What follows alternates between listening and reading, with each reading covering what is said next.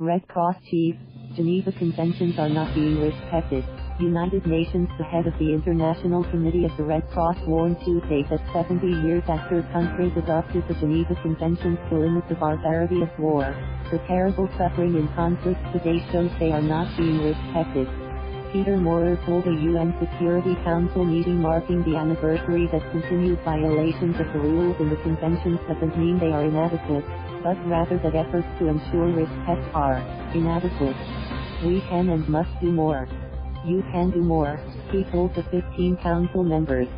The 4 Geneva Conventions were adopted on August 11, 1949, and have been universally ratified by the world's countries.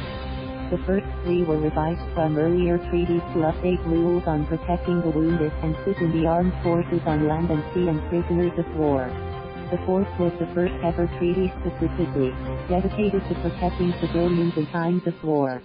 A new provision is now included in all 4 conventions to provide protections in conflicts that aren't between countries, such as civil wars and those involving armed groups not affiliated with governments. Germany's foreign minister, Heiko Maas, told the Council the Geneva Conventions are the cornerstone of international humanitarian law, and their spirit is upheld by the brave men and women in humanitarian operations worldwide who dedicate their lives to saving the lives of others. But Maas said respect for humanitarian law is declining and the complexity of modern warfare is adding deadly challenges. He pointed to extremist groups, conflicts without borders, and daily attacks on civilians, medical facilities and schools. We are failing the most vulnerable, Maas said. We are not living up to our legal and ethical obligations. It is a threat to peace and security when thousands of people die, when tens of thousands fear for their lives.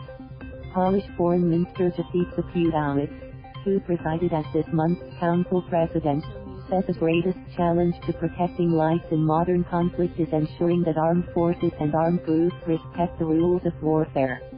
These violations of humanitarian law occur for a number of circumstances: brutal conduct of warfare, willingness to intimidate opponents, feeling of impunity of perpetrators, Conventions said.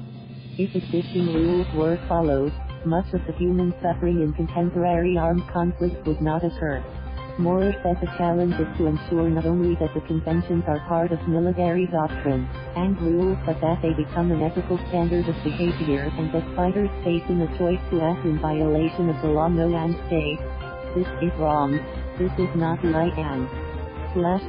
Thank you for watching. Please subscribe.